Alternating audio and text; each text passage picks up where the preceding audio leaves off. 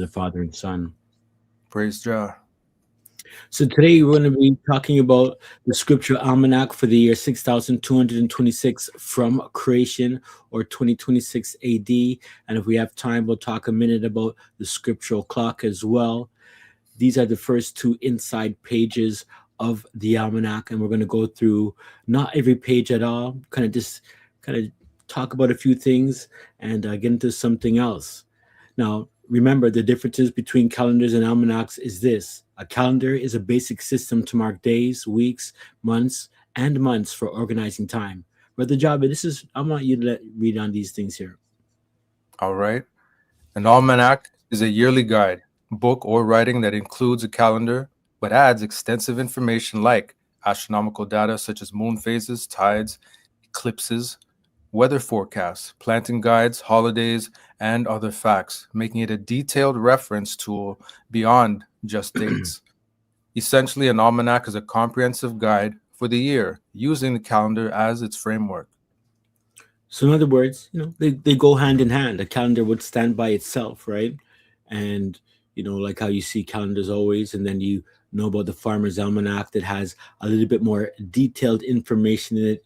If you get the Farmer's Almanac, they speak about various, as we Brother Jabba just read, astronomical data that way, and other information that might pertain to that month, agriculturally, or even with their folklore and whatnot. So when we're talking about Jah's Almanac now, this is the True Scriptural Wall Almanac for the year 6226 or 2026 AD, displaying the months, seasons, and holy feast dates for the scripture year 6226 from creation, as I said, or 2026 AD. Now, what you're going to get today is some really good information. And for those who already have last year's almanac, and let me just bring myself up here for a second. If you have last year's almanac, as you know how it is, this is the 11 by 8 by 5, and the quality is excellent. You could have it in it's glossy as well, or in matte. And we're going to talk a little bit about that, because I'm not really just trying to, give you a value here for, investing your money into this understanding. But these are great things. And you're going to see that there's great bonuses as well included today. Now, I'll be straight up. You'll never find a scriptural almanac and calendar like this anywhere. You'll never want to throw this almanac out. It will always be relevant. Every scriptural date that is found within the Holy Bible is displayed upon this scriptural almanac for in-depth studies. It's highly informative with charts and diagrams that deal with scriptural time frames. And this year's focus is the 7,000-year, Jubilee year, and 28-year cycles. This indeed is the True Scriptural Study Almanac. So this is something you're going to have to really get into and study. This colorful almanac brings the rhythms of the true scriptural year into everyday life of the true believer, and each month is boldly illustrated and marked with true scriptural dates of the holy feast days of the Most High Jah. So trust me when I say you won't want to throw these things out. As I said with this initial almanac here, these are collector's items because you could always look at them. The charts are always going to be relevant, and like I said, every scriptural date that is found within the Bible, and I'll emphasize it more, that has a mentioning of month or date. So if it says on the 15th day of the second month, all of the dates in the Bible are planted on this calendar on those exact dates, so you can study, look what was going on, and remember every date that at least I found, and if there's any more dates to come up, definitely I'll put them in.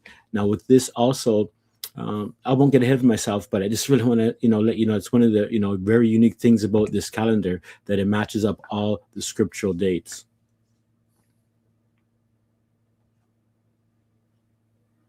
So when we're talking about the year 6226, and this is the Wall Almanac again, these are the first two pages, as you can see, with the names of the Most High coming on the inside, and then an explanation of days. And with Jah's Almanac, as we were talking about, it has lots of information.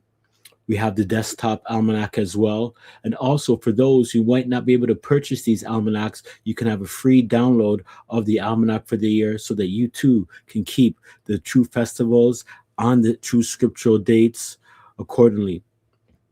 And of course, the scriptural clock, as you can see, is very unique.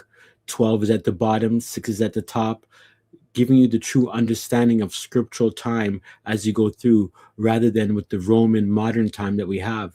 So when you read about the third hour of the day or of the night, you know that that would be equivalent to 9 p.m. or 9 a.m. Again, this is scriptural information. This is on our education shop website that you can check out. And I want you to stick around for a little bit, because there's some great bonuses that I'm including if you do purchase the clock or a calendar. Now, not the desktop calendar, but the wall calendars. And I mean a great bonus. This is fantastic, and it's going to be limited. And so stick around. We'll talk a little bit more about that at the end. And Brother Javed, I think you're going to really marvel, at the value that is going to be given here. And listen, everything that we do is, I'll be straight up. Everything that I do comes out of my pocket, and has been all the time for years. We have a couple of people that may donate a month, and it's greatly appreciated. But outside of that, whether it's for the programs, keeping the website up, getting things going, putting time and effort, this is something that we're not asking for people's money, but when you're getting this, I consider this an investment. Things that you're going to be keeping for life. And when I mean for life, when you see the bonuses here, it's going to be, I know, a great benefit for you if you're interested in scriptural studies, if you are, trying to keep the festivals, and if you just are interested in calendars, you'll be quite outstanding, by what's going on. And this is just a calendar, two types of calendars here: the desktop and the wall calendar. But we still have books that are going to be coming out very shortly. Maybe I want to start getting things out before this year is over. So I just want to share that with the brothers and sisters who know about the assembly. I've tried to update and make these charts a little bit different than last year. And as you can see, blue is the color that that we're going with this year. And let me just let you know, before we even move on, I got a couple of test calendars. And here's the larger one, 14 by 5. If your eyes, you want something big for you, and your eyes might be going, this is great. Not that the other ones are bad at all, but this is what I put up. I have a stand that I put it on. And as you see, there's lots of different things, and you're going to be able to see a little bit more details. But this is glossy. You see that beautiful shine? Look at that. And I mean, high quality. I just want to talk about that. It's great high quality. If you want to get the smaller size, I'm just doing all this little kind of salesman thing now to let you see, but great quality, involved in, the production. The company's reputable. It has, coil binding. Everything is solid. And then now, one thing I have to say, I got this as a test, and I didn't put it in the blue yet, but this is still this year's almanac. But the one that if you do order will be in blue, as you'll see.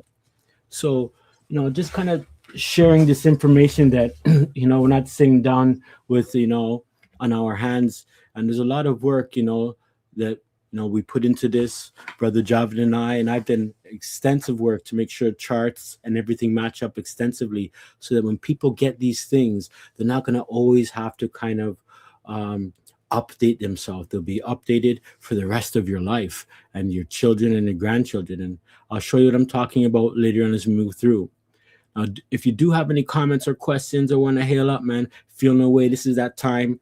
I mean, I'm figuring everybody's going to be home. And if you're not, part of Babylon, you're home sipping on a beverage of your choice, eating some food. If it's on the big screen, all the better for you. And I really want you to take these things in. Even if you know of these things, you'll find some great information, great updates. And, I'll just leave it at that. Brother Job, if you want to add anything, I'm just going to take a look what's happening in the room here. Yeah. Those sample calendars look excellent. As you're saying, look like great quality. And these are invaluable tools to have. You're getting Jah's calendar in a calendar format, a hard copy, and you'd be wise to get a copy yourself. And if not a hard copy, then definitely a PDF as well. And given the confusion about the true biblical calendar that's in the world today, this is the true calendar. And if you want to get it, I would suggest that you take heed to the explanation that we have, and this calendar will benefit you greatly. It'll help you to know the true times and seasons, and you'll be able to keep Jah's holy feasts at the correct times without any confusion and without any doubts that you are keeping the true calendar. Yes, sir. Yes, John says, not to mention you can use this year's calendar 28 years later. Yeah, you know what? And I've got great help for that for you, Brother John, and all the brothers and sisters who already have the almanac and know how things run. And, remember this comment.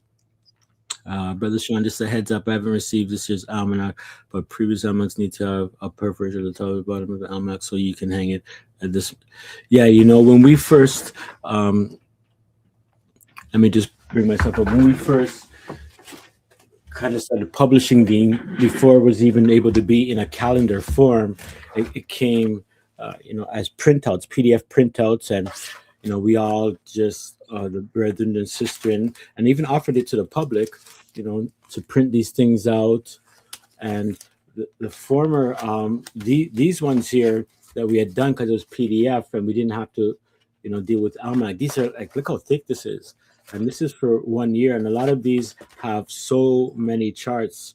Well, it looks like we doubled up in this one, but many charts. And this one here is from 6223 or 2023, going back to 2022, and then 2021. And then our first almanac, and this 2024 as well, it was a PDF. And then this was the first here printable one. First edition was last year. I don't want to sound long, but I know what Brother John's saying, and I still keep the past almanacs as well as PDFs. So even for those individuals who really want to touch base, I can get you a print, PDF. And when I mean give you the PDF, you get it. You can just bring it to any local printing company that has, especially I always suggest you get these printed out in color. It'll be much better for you. And you can try to. Some people bind it. I put it in this binder in a kind of it has sleeves to put the printouts in to protect it and everything. And definitely, you can touch base with me and we'll get that to you. So yeah, this is the second year, and again, these almanacs, we try to make them different and better and correct things every year. All right, you ready to move on, brother man? Live and direct. Jah's Almanac contains extensive information about scriptural timeframes, climate, and scriptural history. It includes information on scriptural chronology and the yearly calendar, which displays the weeks, months, and 6-month dry season and 6-month rainy season. The agricultural, 4 natural seasons, and true appointed days and dates of the 7 scriptural holy convocations are also clearly identified. The information in Jah's Almanac is for all people and is tailored for people interested in calendars and, most importantly, the beloved true worshipers of the Father and Son who seek to worship in spirit and in truth, whether natural Israelites or true worshipers of any other nation.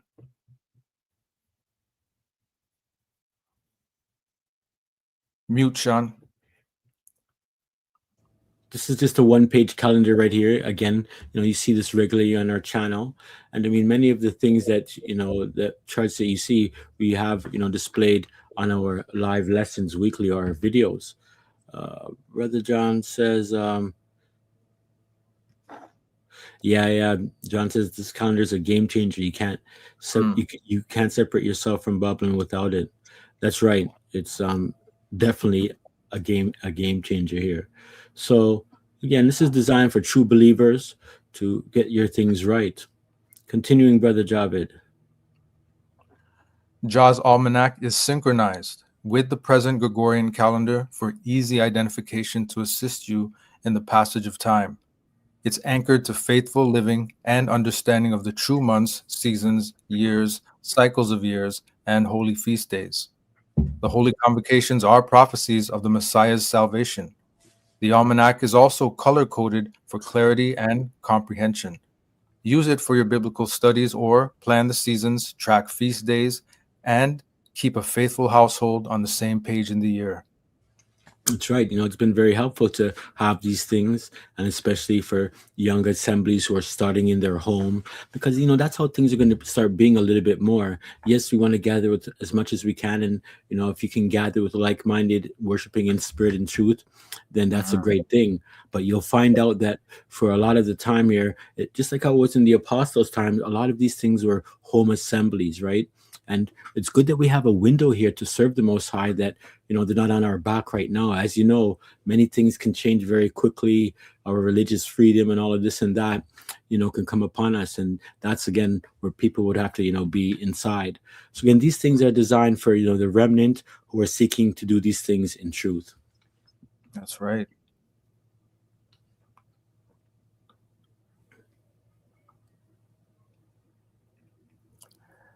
Jah's almanac includes the dates of the equinoxes and solstices, but doesn't include astronomical information for lunar cycles or the zodiac of the stars and planets. It specifically and accurately references information on the scriptural seasons and original time cycles of the feasts, which are relevant to the Father and Son's program of salvation. It's packed with scriptural knowledge for all. That's right. So again, there's no mentioning of lunar cycles in Jah's almanac, although we put the solstice in just so people can see how close the solstice is to the true middle of Jah's seasons, because Jah's almanac and months don't move around and wander. So days and dates are fixed at their set position on the day of the week. Unlike the Gregorian calendar and all the equinoxes and solstices, they move around Jah's things. So again, there's lots of information, coming through in these understandings. And as you can see, this is the Zif, the second month, right? This is, we consider mid-spring. It's the spring or vernal equinox. And with this, our mid-spring would be the 16th or the 15th, because 15 or 16 could be the middle of 31, and sometimes could be 15. And already there was some space there. But you can see that the equinox, spring equinox, it's happening on the 20th this year. And it's very close to mid-spring. Sometimes it falls right on here. It'll go about 6 days away from mid-spring in terms of behind it, or maybe 6 days ahead of it, due to the fluctuation of their almanac. But since we're here, I want you, when you get the almanac, so you can understand things. The big numbers belong to Jah, and they will always be the same day and date forever. The small numbers, and when we have the beginning of the month, it has March 8th there, and that's even, it's daylight saving time starts. They happen to change theirs right in that middle, the first day of Jah's middle month. And you can see that the Gregorian dates, so this is March 8th, the Gregorian dates are 9 in the small in the white, 10, 11 going through all the way through to the end, and then we show that the next month begins. Now, reason why this is, again, good, if you don't want to follow the festivals or anything like that, you still got a Gregorian calendar for the year for you to go along with that way. And all it is that Jah's things are synchronized. And I'm going to mention this again, but since we're already here, again, it's a good idea to get what I'm saying. And as well, like if somebody wanted to, look it up, or anybody can, it says 2 Chronicles 3:2. Well, that's definitely going to say something about the second month on the second day of the month. Or if we went down to here, it would mention the 17th day of the second month. Or if we're in this area here, Exodus and Numbers, you'd get an understanding about when the manna started and the second Passover in the month. And if you look in the bottom of every almanac, there'll be usually some type of commentary that's there. The Sabbath days are always kind of highlighted differently, just to make sure that you see. Now with this, because this is during the count to Pentecost, we have over here the counting of weeks. But each month has it, won't have these things. So you have the big months for the big numbers for Jah's months, and you have the small numbers for the Gregorian months. And again, every scripture, this will talk about the 20th day of the second month. This will talk about the 27th day of the second month. And that even in the Maccabees, we got the dates even from the Maccabees, the Apocrypha, for those who, read the Apocrypha as well. So as you can see, going through these are all the mid months. How the Most High's calendar only shows the solstices. So this is midsummer this year, which is the 15th of the fifth month, but it's equivalent to, you look up here, it's June, so it's June 22nd. The solstice is on the 21st. Again, look how right close it is, and this is why we identify, or not we, this is why it's truly identified that the solstices are around the middle of Jah's scriptural seasons. They're not the beginning of summer. It's called midsummer, and our channel speaks a lot about this already. So again, just looking, these scriptures will speak about the 10th day of the fifth month. This is the mid-autumn equinox, right? Equivalent to September. You have the Gregorian date at the top. When it says year 6226, that means the year from creation. You have the name of the month and, of course, the numerical value. And you can see we have the equinox here falling exactly this year on, if you see, take a look, Javid, on the 15th on mid-autumn. So mid-autumn is when they're going to have their autumn equinox as well. Okay. And then we'll just look at the last, the winter solstice. It's occurring on the 14th. That's the 21st, though, of December. And it's the 15th is midwinter for us. And, this is how we have it. We have Moses died. Just all these type of information. Every calendar will have different bits of information. But now that you know how to, look at these days and dates, you can see how the Gregorian and Jah's Almanac are greatly synchronized. Yes, very well synchronized. So this is one of the charts in the almanac as well that you'll be getting. And I want to let you know that the almanac, the wall almanac, is actually 24 pages, including the cover and the back cover. That's 26. So 12 months or 13 of the months, because it goes from going from Abib to next year's Abib. So you'll always have, at the beginning of the year, if you're late getting your almanac, you'll have that first month of the year to still guide you to Passover. But the rest are filled with different charts. And this is one of the charts that is in there, showing the astronomical year beginnings, how they begin at the equinoxes. But these equinoxes, when you look up top, is really the middle of the true spring season, or all of the true up top is Jah's Almanac. And we begin in February as the beginning of the scriptural year, and can prove it. And we'll talk about some of that today. Whereas the equinoxes are the middle, they're the beginning of the astronomical seasons. Here's the solstice.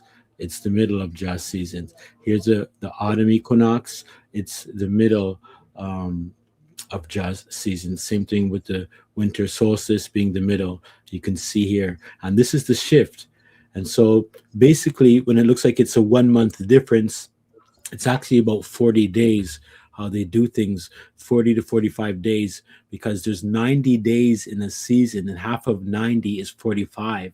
And because they do the mid equinox to start their things, they're going in the middle. So it's going to be 45 days difference going back and forth from the middle.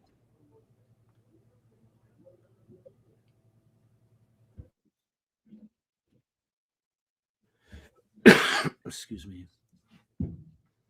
So it's always a good reminder, even when you're dealing with the dates, remember, like, this is how it is. Even though we have day one begins Saturday evening at 6 p.m., or some people are going to do sunset if they live around the equator until Sunday evening. So that's the 24-hour period. But as we know, the Gregorian calendar changes their days and dates in the middle of the 12-hour cycle, or the middle of the 12-hour night cycle called midnight. But it's good to know these things.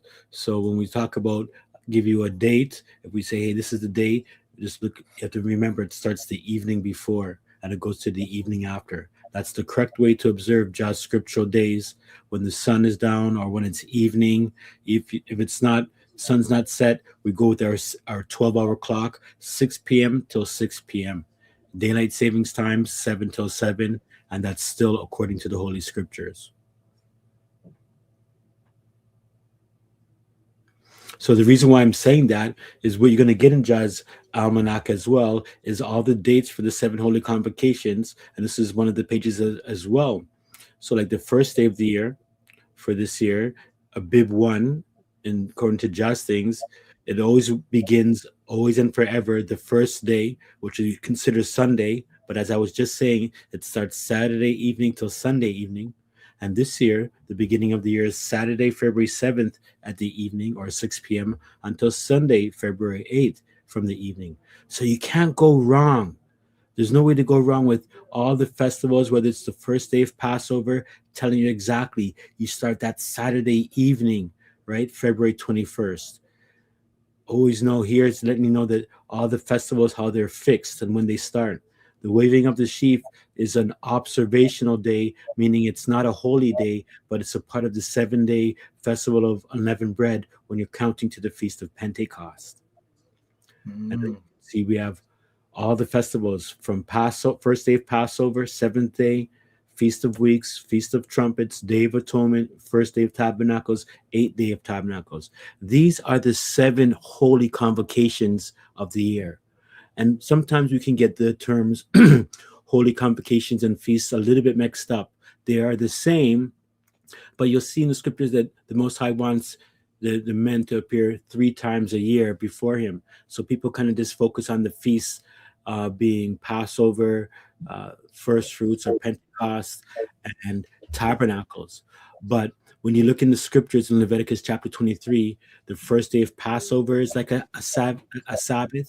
So that's why it's a holy convocation. You keep it just like a 7-day Sabbath outside of having a great feast on it. And it's the same with the 7th day. And that's why we say with the sheaf, it's not a Sabbath, but it's something that we observe and count. All of these here are holy Sabbaths, and there's 7 of them. You understand? And that's something, again, you can see very clearly. So here you got, you're linked up completely, perfectly. You can't get it wrong. This will be a page in the almanac you could always refer to, whether it's hanging off your wall, take it down, because it's so important to me that people learn these things, how to keep them, and all questions and comments, and we'll continue with Jaswell, put out information. But I really want you to see these things, and I do believe that the Most High is waking up a lot of people to the true holy times.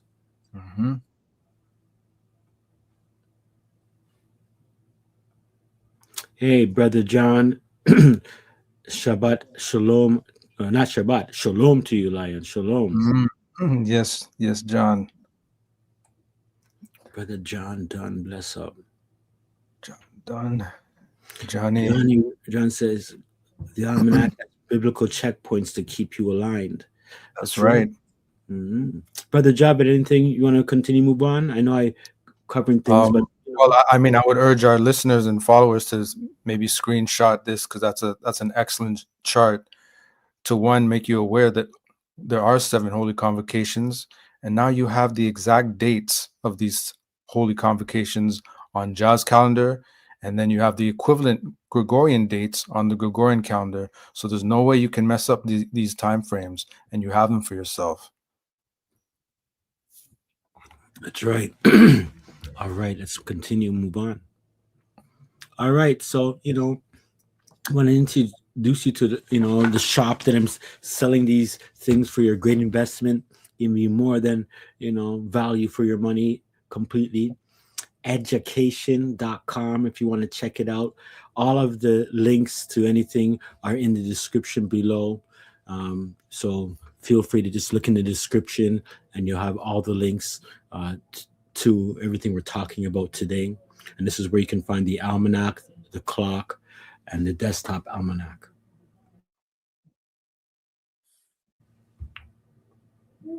All right, you know what we're going to do? We're going to go take a look at the education shop.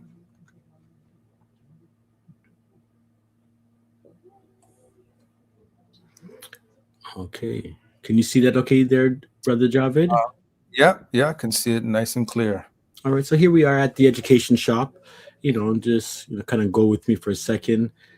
Hey, you know what? I've been around for a year and a half. I had 49 sales. That's a great number, 7 times 7. Got 5-star ratings from about 4 people there. We can see who gave everything a thumbs up. And what we have, offered here is the clock, the almanac, an acrylic clock, and the desktop. And also there's a poster, but I'm not really going to speak about that. Um, yeah, most the people who do content, they found great value in it, colorful, helpful for children, and something that I know that again people will value. So we're going to go to the main almanac here, and this is again the cover. Now remember, I was going to let you know again, you can get this in 2 sizes: the 11 by 8 I showed you, which is a smaller one, or the 14, and you can choose when you come here. And as well, if you want to get it, um, sorry, if you want to get it in glossy or matte, it's also available as well. Let me make this a little bit bigger. All right. So again, here we are, the first page. And here's a bonus I'm going to be talking about. This bonus here is you're going to get bonus PDFs, which has free 28-year and 700-year cycles with purchase of an almanac or a clock. And I mean, when I explain them to you, you're going to see all you got to do is email me with the purchase, and I'll email you these 2 powerful documents. It's for a limited time. There's where you can check it out. And it's going to be the 28-year cycle with calendar dates to match you up perfectly throughout time. And then the 7,000-year cycle, which is Wow. incredible. And this is for a short, limited time.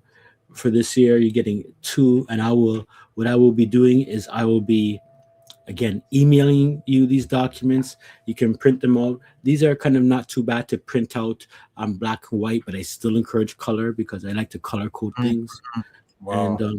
this is exclusive, just so you know right now. And when you get this powered with the almanac, oh man, you're not going to even need to probably want to say, I don't even have to buy the almanac next year because I already know the dates. You just want to maybe buy the almanac for the display and all the information. But as Brother Javid may know, these things are great things.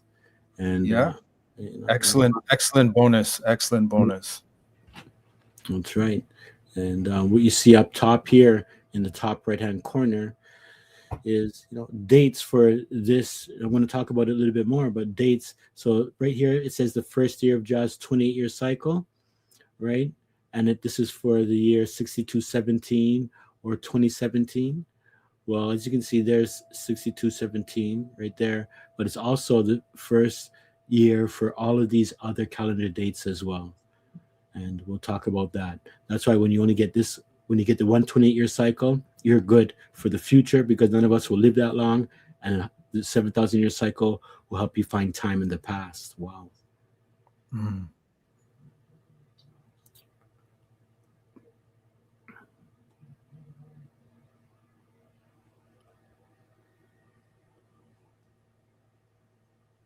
Here's the almanac from the first page to the second page. You can see almost sometimes there's 3 or 4 charts with different cycles, Jubilee cycles, the 28-year cycle, the 7,000-year cycle, an understanding of the 20-year cycles of Jah's almanac and the Gregorian calendar with all mathematics. You're going to have 4 28-year cycles, starting one for our era, going to the end of our era, and even going back in time. And when you have the 28-year bonus, you're not going to need anything else. And also here's Jubilee cycles also for our era as well.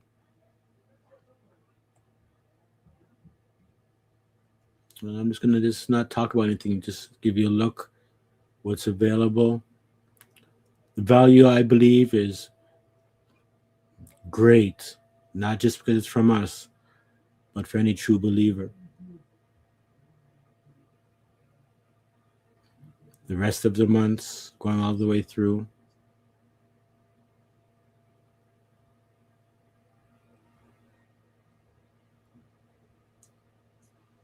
So again, there's 13 almanacs. Right here you can see this is a bib for next year. So it's the first month of the next year. So it's all 12 this year because the calendar starts in February and it's going to go to following February. Nice. And if you wanted to, this is give you a little bit of an angle. Oh, looks a little class and style too. You want to make jazz things look good too. And like I said, the color is blue. And this is the large one, but it opens up very big. And all of these numbers and figures, this is not knowledge that's just going to pass by. It's going to be something that, again, is going to be around forever. No matter what name you may spell to call upon the Most High, pretty much we have it all here.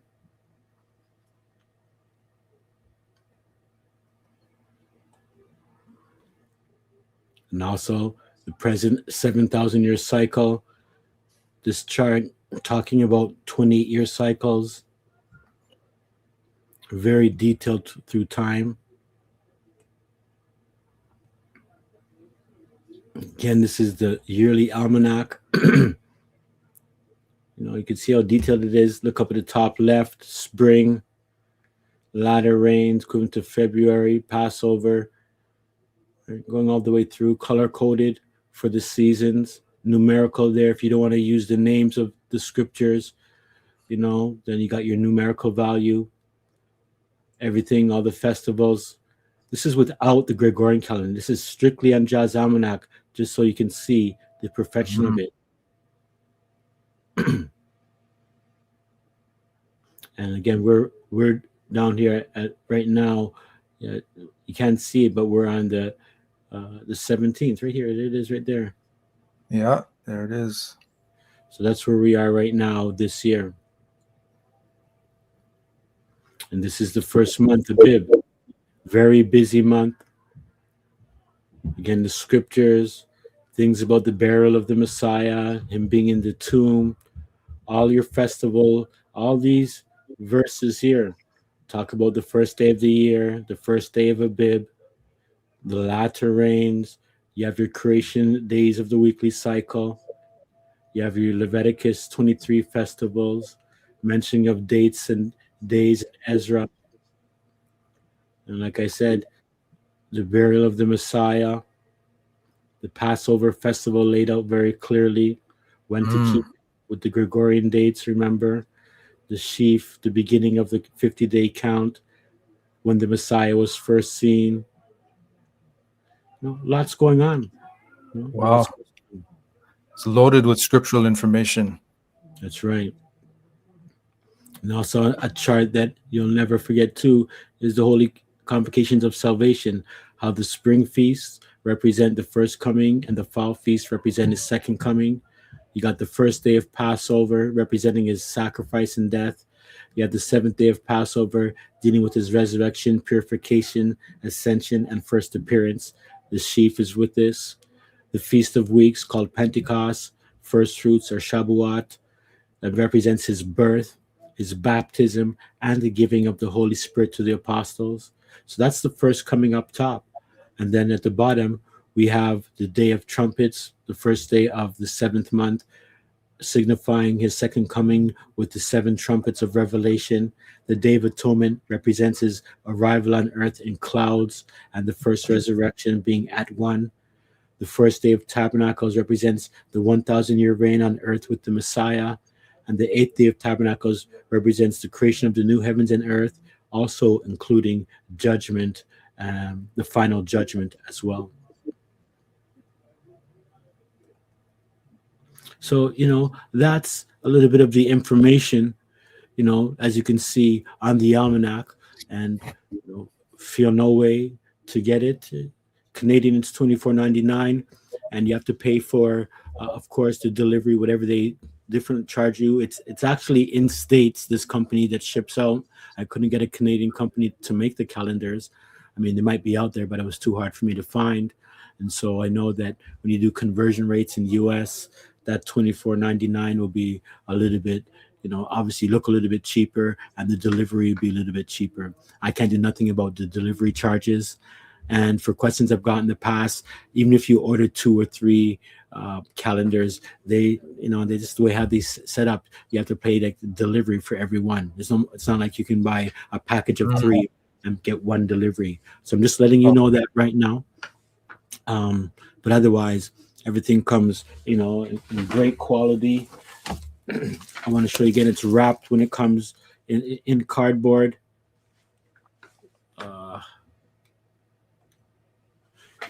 This is still wrapped. You can see in the plastic. Okay. So that's I'm just being straight up with everyone. Otherwise, and if there's any issues, you just email me and let me know.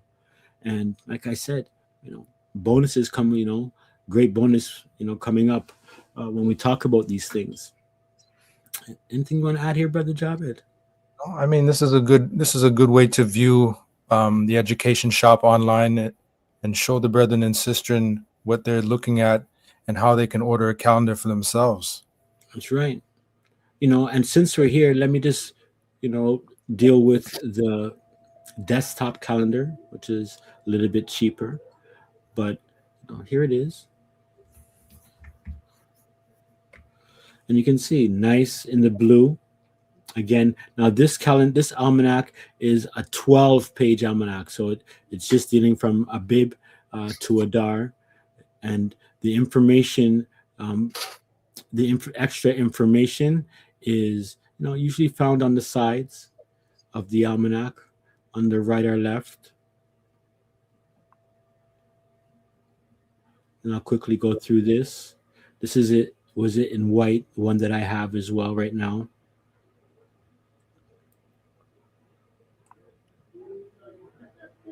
Looking nice, very clean. Now, it is small. This is 10 by 5, so it's tiny for me. It's really tiny for me. I like the big one. My wife keeps the small one on her desk. It fits so nice and cute, and as long as you can kind of go into it. But I would suggest getting, if you're like me, like seeing the eyes, you have to watch the eyes, get a little bit bigger. But they're all good same way, still legible. You put on your glasses and you get lots of information.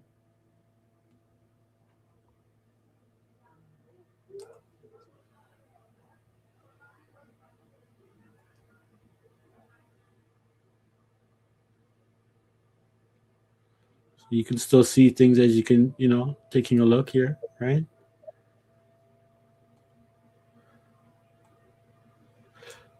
And everything's kind of gathered in seasons. So the first 3 months, Abib, Ziph, Savan, the spring seasons there. I color coded the calendars with the actual calendar with green.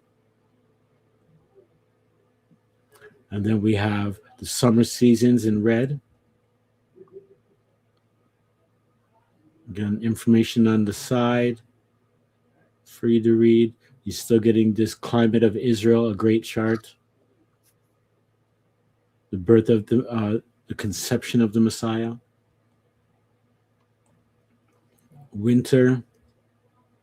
Autumn.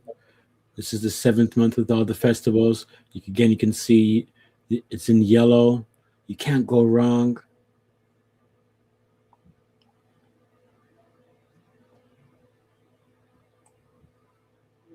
And this is winter here. The beginning of the latter rains. Definition of midwinter. Prips of the clock. And the almanac. Wow. Mm-hmm. Looks very good.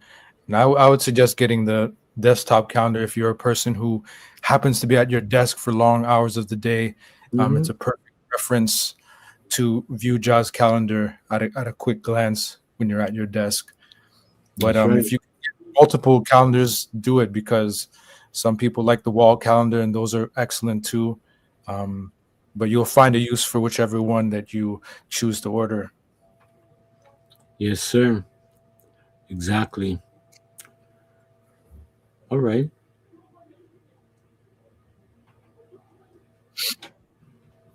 Before we move on, let's just do the clock while we're here again, too. It saves me a lot of time from doing this near the end. Now, here's the scriptural clock. Excellent quality. First of all, I can just tell you, I've had mine, I guess, since it was the first thing I was selling. So a year and a half now. Silent. Looks great on the wall. I had a video I was recording myself, looking at the various clocks. We have the black and the white. A couple of the people like the beige. It comes in different different colors for the outside. Wood. You have the Babylon, as we call it, or the Roman numbers up top, 12, just keep you, kind of like a training clock, even though that Mhm. would be midnight and midday. It's a 6 hour.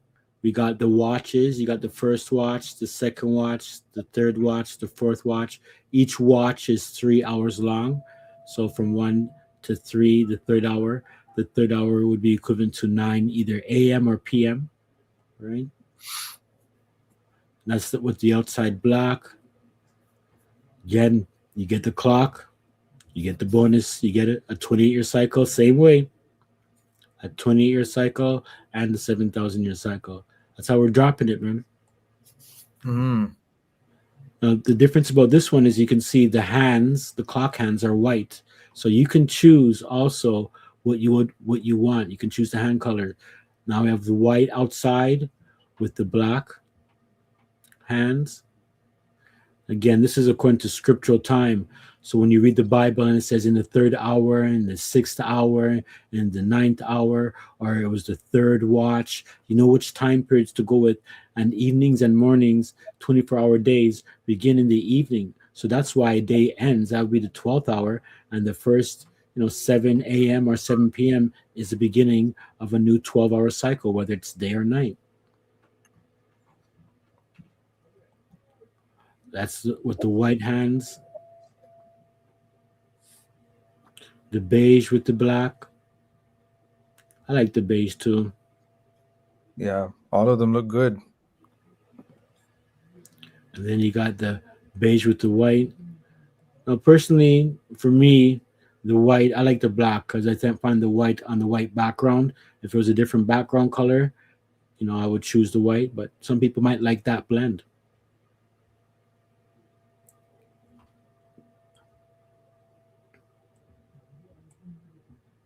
So yeah, if you find that this might interest you, and it's a great tool for understanding scriptural time, because I'm everything about we deal with is I like to bring everything as close as we can to scriptural time. And again, this is a real clock, just to show you.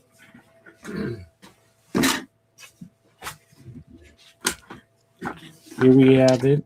I want to put right beside the mic so you can't hear a thing. I don't like clocks that tick loud. Mm-hmm. Yeah, Protective. looks good. The back takes a AA battery, one AA battery, and lasts probably for, I would say, I think I've changed the battery one time already. This is on my second battery. So, yeah, I'll put that down here right now. All right, I think I've gotten almost everything.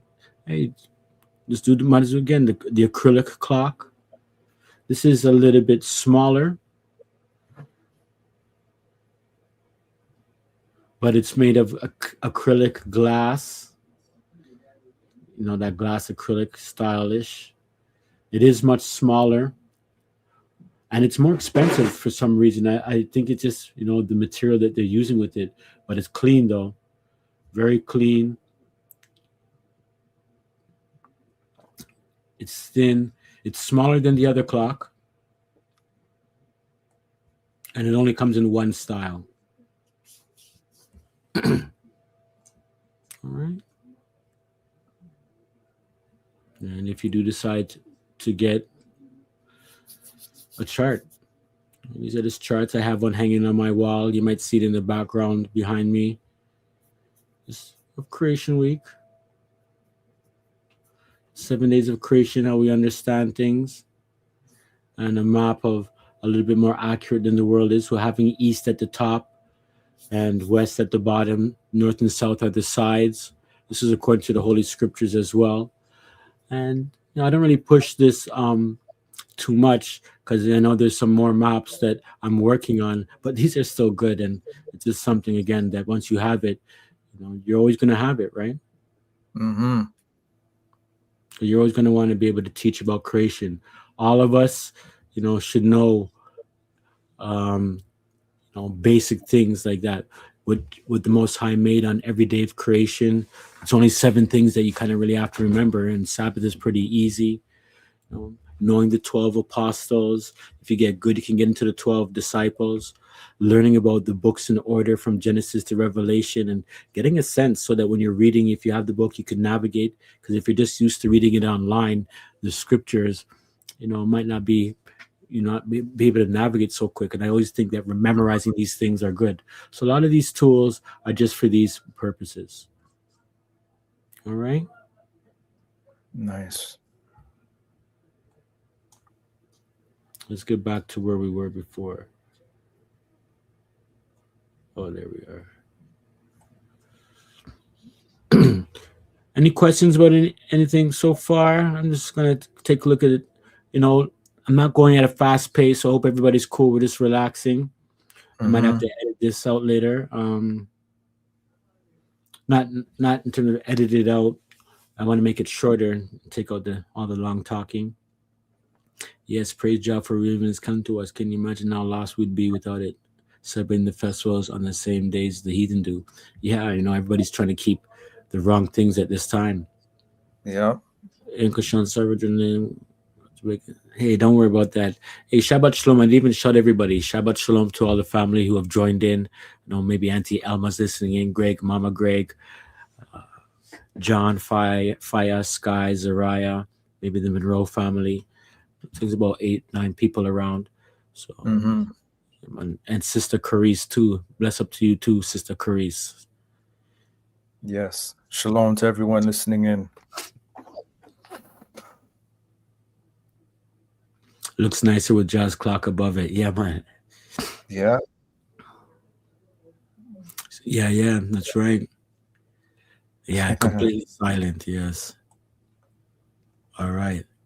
So a lot of these things I don't have to go through, right? We covered the sizes, right? 11 by 8, 14 by 11, thick matte paper, coil bound.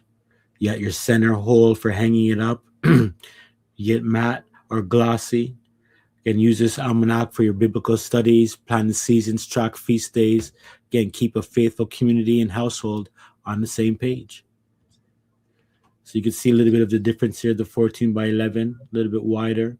It's significantly different still when you kind of look at them together. Like, when you look at it like this, Mm-hmm. it's a big difference. You know what I mean? Yeah. But this is still, like I said, great. Even like you said, the small one is good. I just like the big thing to just be able to see it from far. One of the great charts that are in this almanac showing you the seasons of Israel according to the end of the scriptural seasons, color coded with the latter rains, the monthly order, the names of the months, the Gregorian equivalents, how many days are in the scriptural months, which day of the week the month starts on. They always start on these days of the week, the first, the 4th, the 6th. You can see the Gregorian underneath. They will always be on these days of the week. The 7th month will always start on the 7th day of the week. You got your average temperatures for the season, so you can compare the temperature climates. These are all official degrees Celsius or Fahrenheit. You can see the fluctuations going throughout the year. When's the coldest times? January is always on every country on and this Earth, January. Well, on not including Australia, those other guys are different. It's, January is always the coldest month of the year, and you got your hours of daylight for your solar seasons, the greatest increase of sunlight during these first 3 months, and you can see the amount of hours to compare the maximum sunlight, the greatest decrease, the minimum sunlight where we're at now. We're just right now in the middle. We just passed the winter solstice, so we're in the middle, and now sunlight is going to be 10 hours, but then it'll soon increase to 11 hours in February, as you can see. Equinoxes and solstices, always the middle. Your average rain in millimeters or inches. Barely rains in Israel or in the summer season, according to scriptures, for 6 months. You got your first early rains. And if you want to know what agricultural times are, the barley wheat harvests. Early summer is the first three, latter summer, seed time or the sowing. How long each season is, 91 days. 6 months or 184 days, no rain. So much, right? And these are A lot of. all, go ahead, Brother Javid. I'm just saying it's a lot of information to take in. Yeah. And that's why it's there to study, compare, go on internet, use your scriptures. Again, 10 by 5. Everything is color coded. All right, let's talk about this bonus, okay? Mm-hmm.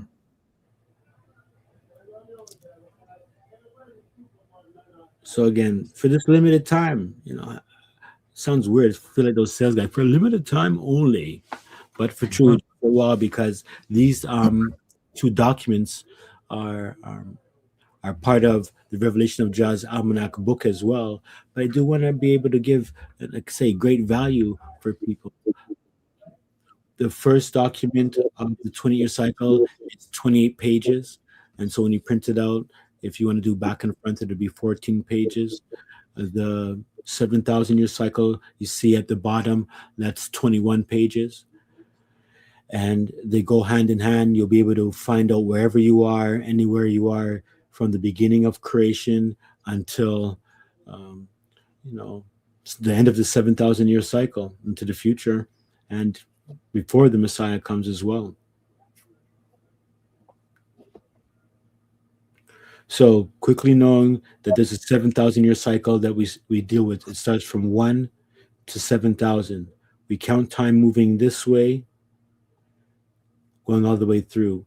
Here we are at this time period where we are now, 6225, equivalent to 2025 AD. That means it's 6,225 years since the beginning of creation, year one. Year one is equivalent to 4199 BC in order to keep up with the Babylonian time frames. When you move in the future, Jah's numbers move up, but when you're dealing with BC, the numbers move backwards, just like a negative number line. So by the time we get to year 4199, which is the year 4199, that's going to be equivalent to 1 BC. And that's equivalent to, it's 1 year before 0 BC, or year zero, you can call it. And that is the year that the Messiah was conceived. The Messiah was born in the year 4201, which is equivalent to 1 AD, because that's the year of the Lord, or Anno Domini, when he was born. And even though other people have it different years, we use scriptural understanding.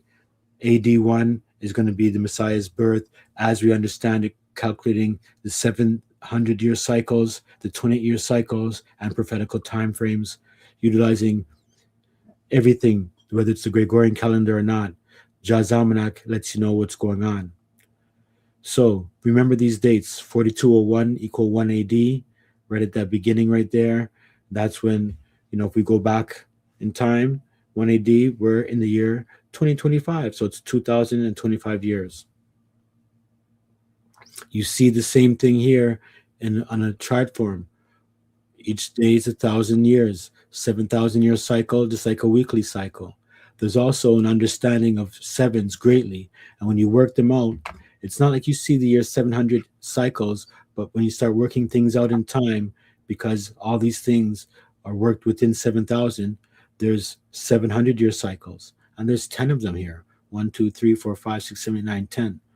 When the Messiah was born, remember, that was year 4201. Well, that was the beginning of the seventh 700-year cycle. The Messiah was born in AD 1. So he was born, when you understand things, and so why this information is good to study, he was born in the first year of the seventh 700-year cycle. And how long are Mhm. these 700-year cycles? Well, when you look on the screen, you got an equivalent, year 1 to 700. You got your Gregorian equivalents in the red at the bottom. So, like you see here, 4201, it's going to the year 4900, which is 81 to the year 700 AD. Again, 10 700-year cycles. Right now, we're in the year 6225. So, we're within the 900-year cycle. We're actually 75 years away from the end of the 900-year cycle. That's big Mhm. stuff. You get into You mean prophecy. the ninth 700-year cycle? Yes, yeah, the ninth 700-year cycle. Sorry, yes, thank you, brother. Yes. So we're in 6225. 6230 is the end of the ninth 700-year cycle, and that means it's 75 years away. And the Messiah, according to our understanding, we don't know the day nor hour, but it would only make sense he's coming sometime after that in the 10th 700-year cycle. Wow, eh? Wow. So kind of like too perfect to be saying, hey, these guys are making up stuff. But just think about it. He first came in the beginning of the seventh 700-year cycle, 7 times 7, and then he's going to come back and return sometime in the 10th 700-year cycle. We know that for sure. I mean, people can say he can come now, he can come tomorrow, but when you look at what's going on in certain other prophecies, it has to be sometime within this 10th 700-year cycle, and more likely it'll be early sometime in that. I'm not giving you a date or an hour, but just let you know. That's why we say a lot of the times most of us are not going to be alive when the Messiah comes. The Mhm. 144,000 are not alive right now. They're going to be way up in the future.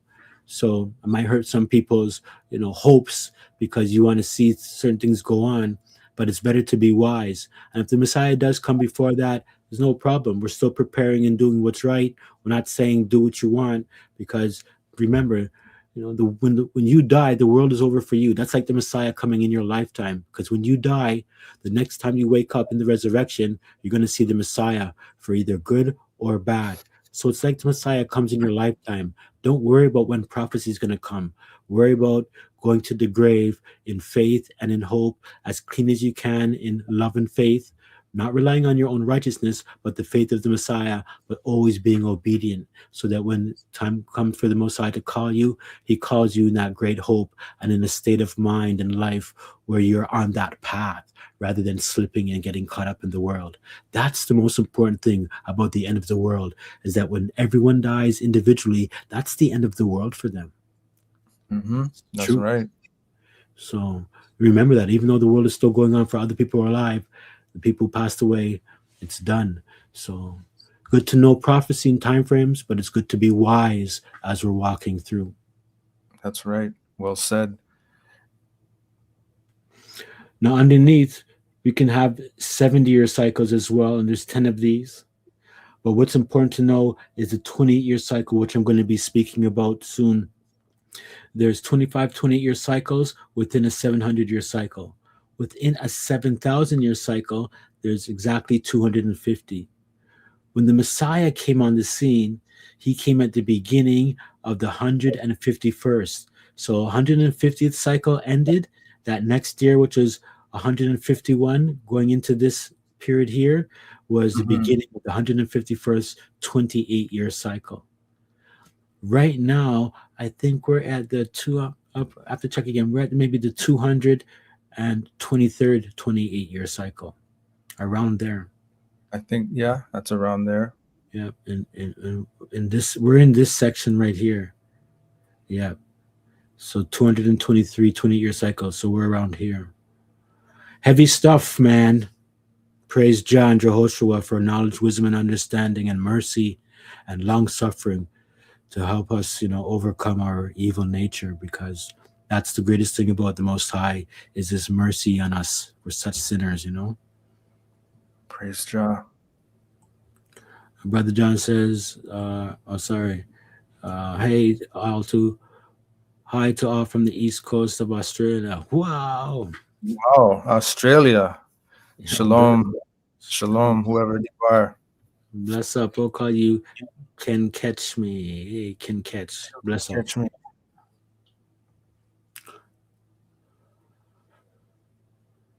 Go ahead, brother. The 28-year cycle of Jah is a repeating cycle, keeping the months, seasons, holy feasts, and years fixed forever. Jah's 28-year almanac will never be off with his natural seasons and true solar seasons. The equinoxes and solstices are the middle of the true scriptural seasons and solar seasons. The current 28-year cycle is presented here with 28 individual calendars. Each calendar displays Jah's scriptural months, seasons, and dates, along with the months and dates of the present Gregorian calendar for navigation. Jah's almanac is represented with the large numbers, while the Gregorian calendar is represented with the small numbers in each box of the dates. Just give me that explanation of what we're going to go look at. Not this second. We will remember that talk, but this is, again, one of the charts that I think is a beautiful, fantastic chart, which displays the understanding of the 20-year cycle, 10,227 days. And basically, on the left-hand side is Jah's, the True Scriptural 28-year cycle, with all of the common years and the sabbatical years with the mathematics. And then on the right side is the Gregorian, the Gentiles 28-year cycle with their leap years and their common years and all the mathematics. And as it says here, you can compare and see that, again, the Gregorian calendar is using just same 10,227 days. And we talk a lot about that, and we spoke about that last week, either last week or even the week before. Check out that lesson about the 7,000-year cycle to get more information. I'm not going to get into it, but again, this is one of those charts. Now, to get an understanding of the 7,000-year cycle, and the bonus, if you do decide it's good to learn these things, you'll see that in the 7,000-year cycle, there's going to be, like, you can't see very clearly, but there's a black line here. I put the red squares around it just for illustration. It's not actually on the almanac, but it's a set of 28 years. So from 1 to 28, you can see there's going from 1 to 7 all the way through. So even though it says 29, 30, 31, you could also look at this as calendar 1, 2, 3, 4, calendar 1, 2, because it's a repeating cycle of 28 years. And this is from the beginning. So this is, again, over here, it says 69. Would that be equivalent to calendar 1, 2, calendar 3, 4, 5, 6? Because there's 28 calendars that repeat. So even when it goes all the way through time, when you get to the end, again, there's 28-year cycles perfectly. Here's the end of the 250th 28-year cycle, and this is the year 2800 AD, 7,000 years. So I just want you to get this understanding as I explain this, because it's going to be very helpful. Here is the 28-year cycle for our common era. We have from the creation year 6,217 to 6,244, which is, in the Gregorian talk, 2017 to 2044. You'll notice that the last two numbers and digits will always be the same when you're looking at the almanac in the AD format. We have our 364-day common years and our sabbatical years. And you can see that these years have passed, the year 6217, so on and so forth. Here, as we get to the year coming up, year 6226, which is 2026, is going to be calendar 10. There's 28 calendars. Each calendar represents that year. Once it gets to 28, the cycle resets again, and calendar one becomes like, if there was 29, calendar one is like 29. It begins a new 28-year cycle. Mm-hmm. So again, notice it when it says year, 60 year, that's the creation year, and this is the Gregorian format. Okay. So when this 28-year cycle resets itself, it's going to be in the year 2045. That's correct. And we're going to get into that more and more, but that's exactly right, Brother Javed. Good point out. Because 2044 is the last year, so it's going to be 2045 starting off again. Okay, so says it's repeating years, right? Um, you know what? No, this is important to read. Go ahead and read this, please, Brother Okay. Javed. All right. The 28-year cycles of Jazz Almanac and the Gregorian calendar are repeating cycles of 28 years. Only 28 calendars are needed to navigate anywhere through time. The associated years of each calendar are in the top right of each calendar page. Each calendar also comes with a set of associated calendar years that also coincide with that given calendar year, allowing to use the 28-year cycles into the past and the future. Now, I know that sounds confusing. Like, what are we talking about? I wanted to really have it typed out because I am going to explain it, but, reading it for those who want to go back and check it out. So, we're identifying something that's at the top right of the calendar pages that we're going to be getting into, and these associated calendar years. Okay. Very important information, brothers and sisters of the assembly, too, and you too, Brother Javed, all of us. But this is a very important chart. It's not like your regular 20-year cycle. This is Jah's 20-year cycle and the beginning dates of the Gregorian year for each of Jah's years, which start on Abib 1. So what you have here is, again, the 28-year cycle, and it repeats. Now, as we know, Jah's year always begins on the first day of Abib. And that's why every box has Abib, because this whole chart is representing the first day of the scriptural year Abib. Well, in calendar Okay. one, of all calendar ones every year, February 12th is equivalent to Abib 1.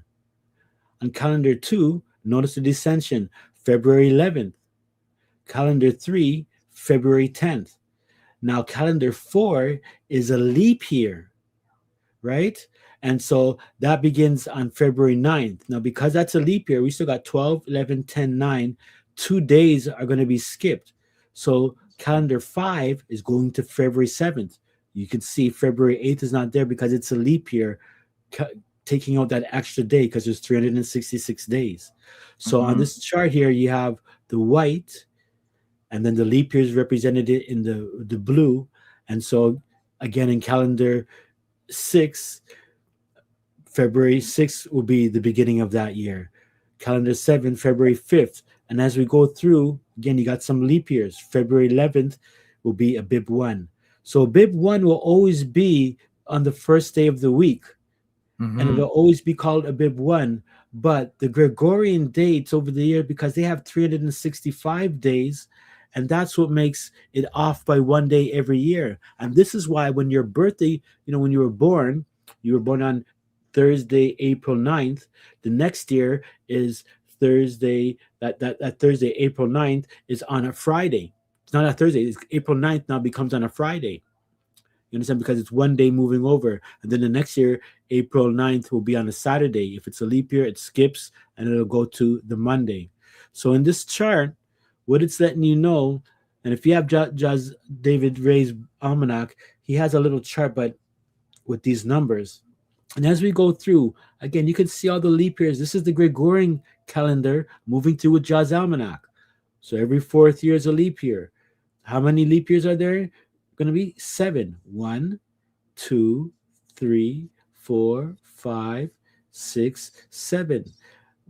The last leap year, you can see it says January 31st. That means on the 28th year cycle, Abib 1 on the Gregorian calendar starts on January 31st, 1 day before February. You can see sometimes like calendar 21, Abib 1 starts on February 1. Oh, I made a mistake there, but February 1st. Yes. Okay. You can see in calendar 27, Abib 1 also follows on February 1st. So it matches up perfectly. But when people ask us, what day of the year does the does our calendar begin on, they want to know exactly why and how. But when you know the 28-year cycle, all you need is these 28-year these this 28-year understanding here, and you can go back in time right to the beginning of time. So it's almost like to say, which I want to explain a little bit more too, it's important, is that if this is the first year, right? If Let me big it up. If this is the first year of the 20-year cycle, this would also be the first year of creation, because Mm-hmm. creation began with year one. And if this was, we know that year one of creation begins on Abib 1, the first day of the week, because that's the first day, the evening and morning were the first day. Well, that means, according to, if you wanted to use a Gregorian equivalent, the first day of creation would be February 12th in the year 4199 BC.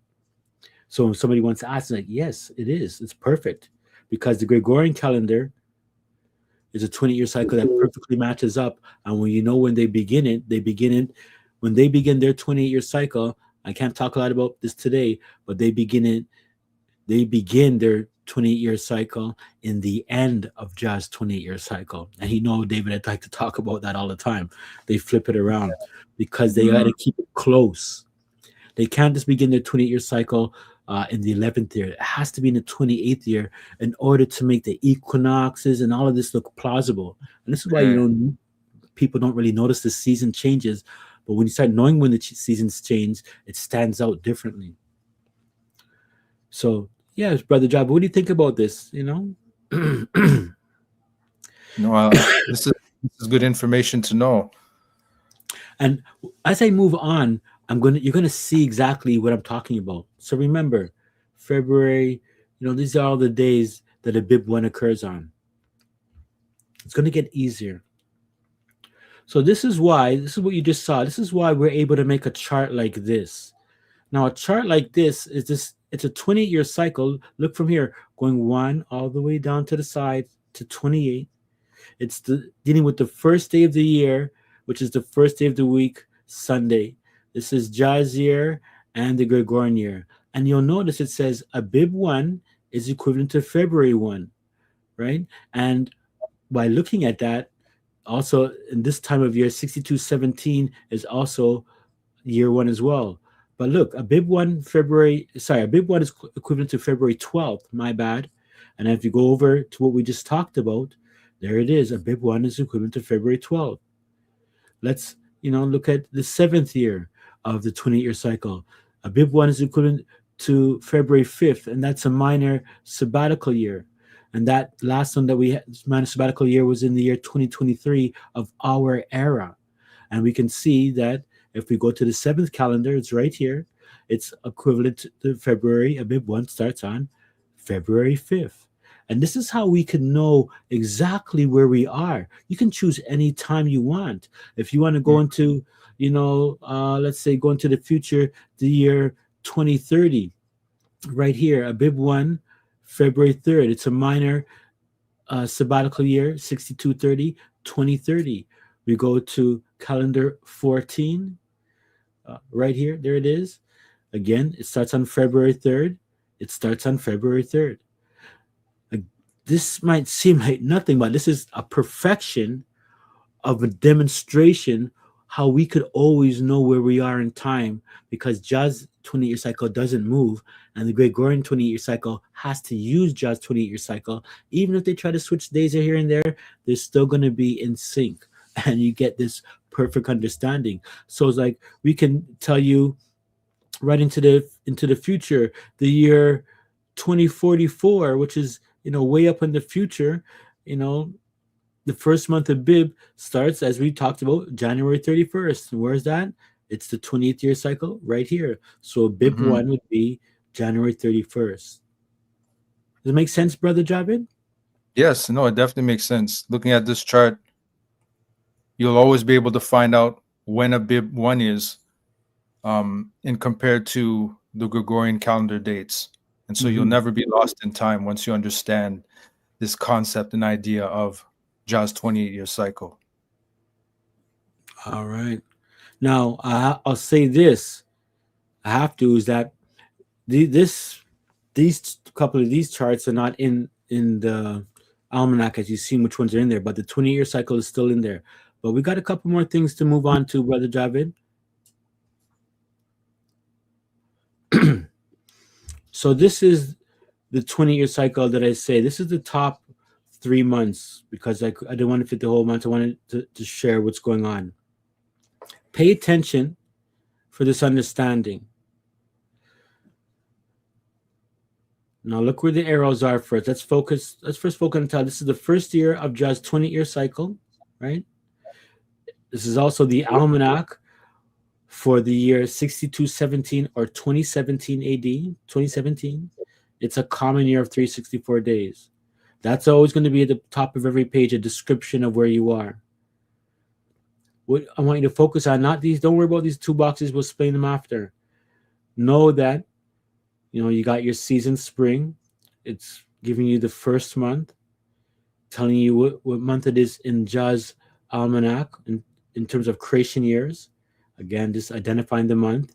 And then at the end, where the red is, it's the Gregorian year.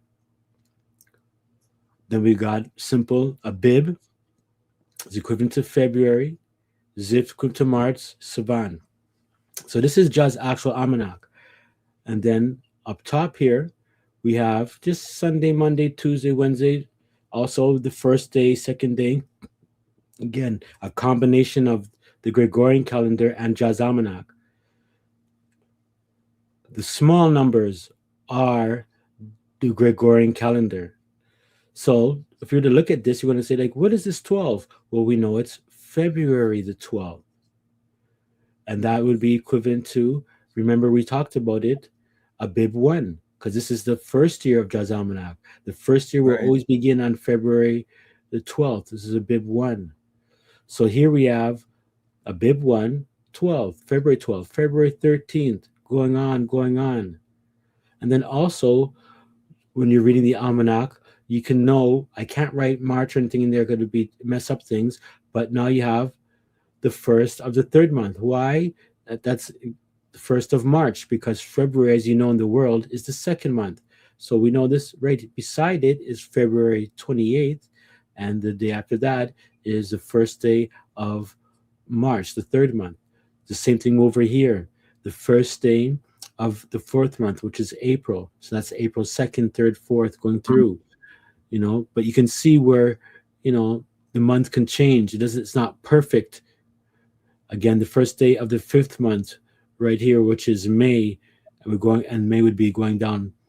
So just so you can identify, remember, Jah's almanac, his big numbers stay the same. Abib, the 7th, will always be on the 7th day of the week, but throughout the years, the Gregorian date will change. Okay, this is important. Now, this is that when I was talking about those associated calendars. Just like how Brother John said, where is that comment? Let me just put it up there again. Not to mention, you can use this year's calendar for 28 years later. So, in looking at Brother John's comment here, I want to address that because that's an excellent point he had made. So, when Brother John said you can use this calendar, this is the first year calendar of 1 year. That means 28 years, it's going to be the year 6245 or 2045. Remember when Javid said the year 2044 was the 20th calendar? So this first year is the year 2045. It's also going to be, for way in the future, 2073. It's also for the past, so people who can look at where you were born and grandparents were born. So this would be the calendar for 1989. This will also be the calendar for 1961 and 1933. Everything is 28 years apart. So even if when this year has passed, you can know that the next time you're going to use this first year is going to be 28 years from 6217, and it's going to be the year 6245 or 2045. So you're going to be able to use this for this amount of calendars. Now, you can use it for more, because once you know how to use a 28-year cycle, you can use it to go way back into Moses' time or anything. It doesn't matter, especially when you have the 7,000-year cycle. But this is because Mm-hmm. this is in our era. Not much people are alive today that were born before 1933. And I mean, we can go into the future, but none of us are going to be. Well, maybe some of us might be up to the 2073. We could be. It's possible, easily possible. But again, that's going into the future. So, understanding this, now I want to go to here. Brother, any questions about this? Before I even move on, does anybody have any questions? Does this make sense? Brother Dive, anything you want to comment on? Let people take a stare at it. I'm going to still Well, it's talk good that about this you're last year. it is good that you're going through this very slowly and just explaining how what we must do to read this calendar. Um, and one thing that one thing that stands out to me is knowing that this 28-year cycle, the beginning of this 28-year cycle happens to fall on February 12th. That first month is a great indicator to let you know on what Gregorian dates the following months are going to begin on. So if you notice on the second month, you'll see the first day of the second month falls on Mm-hmm. March Mm-hmm. 12th. And then the first day of the third month falls on April 12th. And so you'll see the same theme throughout the Gregorian dates. So every month on Jah's calendar will fall on the 12th of the Gregorian month. That makes sense. Excellent point. Whatever year it starts on, that day is every month is going to change the same way. And we'll get a chance to even share more. All right. Let's look at this important part here. This is different. What I've included here, and I didn't need to, but what I wanted to do is the two most important 28-year cycles I think that might be interesting for us. You can go anywhere in time. So I figured, hey, the first 28-year cycle Mm-hmm. I'm going to mark, and then also the 20-year cycle of the first 28 years of the Messiah's life. You know what I mean? I could have Okay. doubled up, but I wanted to add those two things in just to make everybody make a connection. So this is what I'm going to explain here, and it makes sense. Don't worry, it's going to get even more clearer. In the top left box, you have the first year of creation, year 1 equals 4199 BC. Because remember, this is the first year of God's 20-year cycle. So it's obviously going to be equivalent to year 1. When the Messiah was on the scene, and don't worry, it'll get more clarified, he was born in 4201, if you remember us talking about it, which was 1 Right. AD, 1 Mm-hmm. AD, and that's also the first year of God's 28-year cycle. So on the left-hand side here, you're going to get a representative count, of the creation, first 28 years of creation and the 20 years of the Messiah, and that'll kind of give you a help. Let me go on. This is the 28th year of God's 28-year cycle. This is the first year of God's 28-year cycle. So 28 year, the last year, the major sabbatical year. This is the almanac for the year 6244, or if you remember Brother Java talking about it, 2044. This is the major sabbatical year of 378 days. Now it's the same thing going all the way through. I just wanted to use the first and the last to give an understanding. And it's the same thing. We have the same information. Notice up top here, obviously it would be the 20th year of creation, right? Year Right. 28, which is also equal to 4172 BC for information. And then also it would be the 20th year of the Messiah, meaning he would be 28 years old in this 28th year, which is equivalent Okay. to 4228 or 28 AD. Make Okay. sense? Yeah, got it.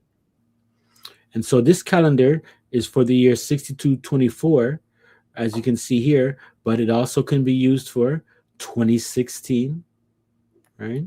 It can be used for 1988, 1960, 2072, 2100 AD. Okay. So what you have here is nothing. I'm trying to build. I'm not trying to add anything. So here we have the first year. We just talked about the first year, and we just talked about the 20th year. Now, I only brought up the second year just to make a little bit of an understanding. Like you see how the count is, just like how Brother Javid was talking about how this year Abib begins on February 12th. So this is the first year of creation of God's 20-year cycle. Here is this the second year, just for demonstration purposes. And when you look at the second year, obviously it's going to be the second year of creation, which is going to be 4198 BC. Why? Because it's 4190 BC's year one. So you go 1 year into, it's 4198. This would be the second year of the Messiah, 4202, because this is 4201. So looking at this as well, you can see that this began on the 12th. And I don't know how clear it is, but this for this year, February, Abib begins on February 11th. February 11th, March 11th, like Brother Jabba was saying, and April 11th. So all the months of the second year would begin on the 11th. You still got, again, so notice here, this is for the year 6217, 2017, which is right here. So the year after it, which is 2018, there it again is 2018, and all the calendars that you can use to represent the second year cycle 28 years later. Huh. Okay. Wow. Okay. So now, to make this easy, more clear, what you will get in this year's almanac is you will get these 4 28-year cycles in the almanac. And in this 4 28-year cycle starts from the year 1933 or 6133. This 20-year cycle goes from 1933 to 1960. This next one here starts at 1961 and goes to 1988. Mm-hmm. This is the one after that, goes from 1989 to 2016. And then this last one we have here for demonstration is it starts at 2017 and goes to 2044. So it covers the years from 1933 to the year 2044. Now we can go further on into the future, but this is simple things.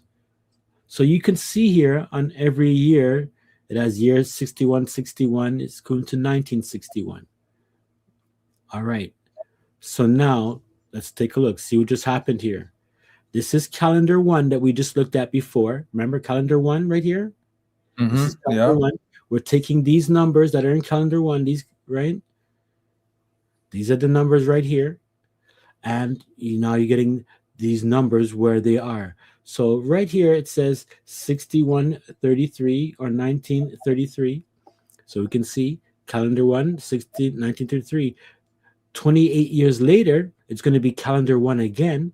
So that's the year 6161, 1961. And you can like, okay, 6161, 1961. And then, when you start to know things, you know that, remember, this year begins on February 12th. That's for heavier learning. We know that already, right? But we know that 28 years later again, 6189, it says there, 1989, 6189, 1989. And the one in our era here is 2017. 2017, yeah. 2017 or 6217. And so I'm just saying, you can see how the 28-year cycle, how this one calendar 1 covers at least 4 years, and in here it'll cover 6. Making sense? Yeah. Now we had calendar 2. Here's calendar 2. Same thing, just for demonstration purposes. In the orange, 6133 or 1933. Well, calendar 2 comes right after it, so it's 1934. Just 1 year difference, and that's why it's the second year. And the same thing again, 6134.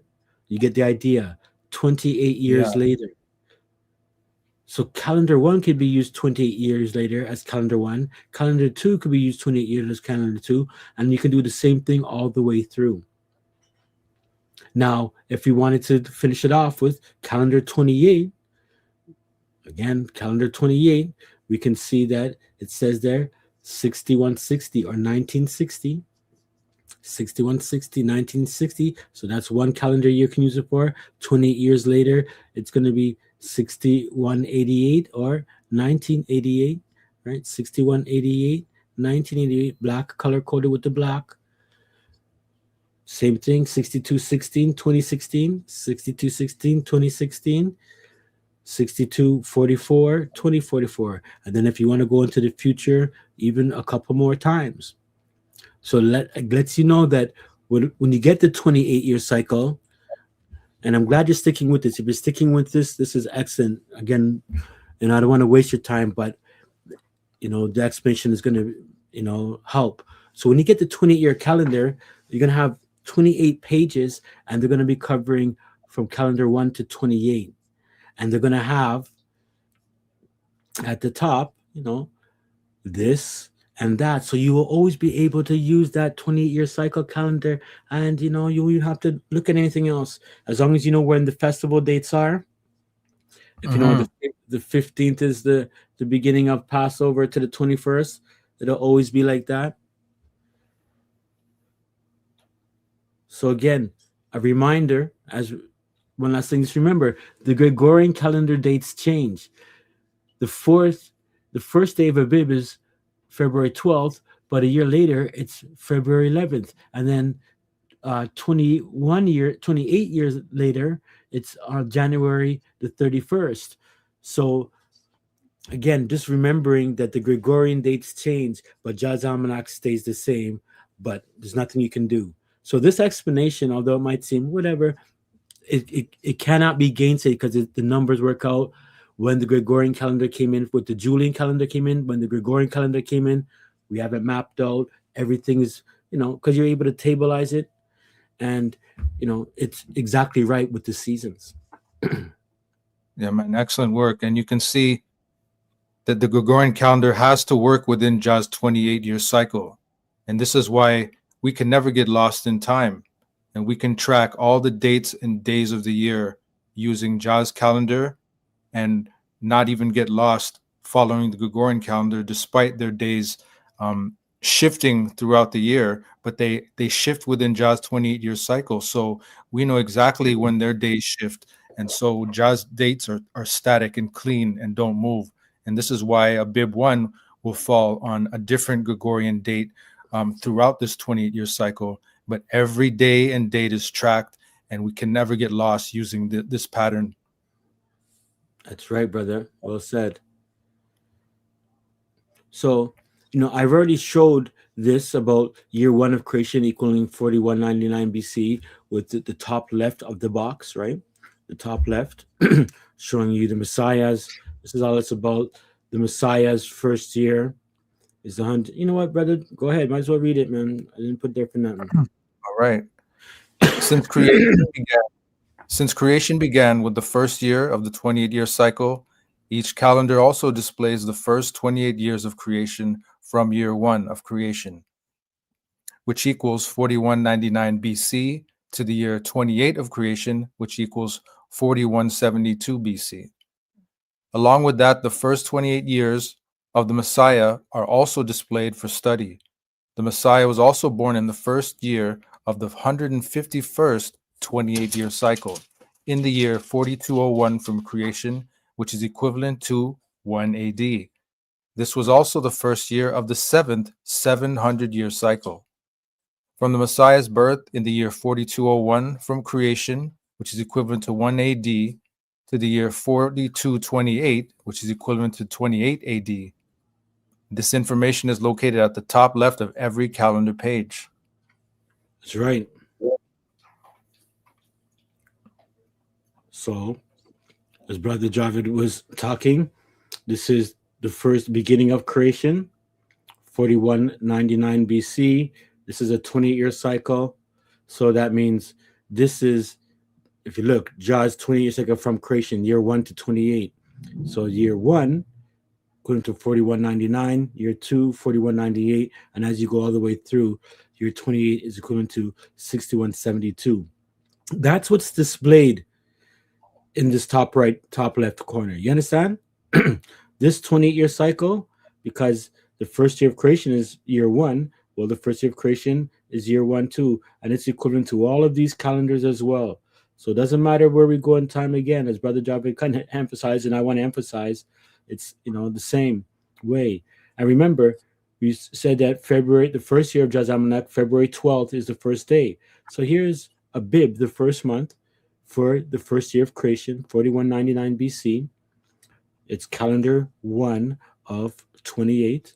And there again, February 12th, creation begins. If there was a first Passover, it would have been on let's say February 26th that year. You can see March 1st. So this would be the first year of creation. Again, we can prove that it does start on February 12th. And as a side note, for those who are really keen to calendars, if it was the Julian calendar, because you could also utilize the Julian calendar, that date would have been January 31st on the Julian calendar. Just like how the 20-year cycle has January 31st for the Gregorian.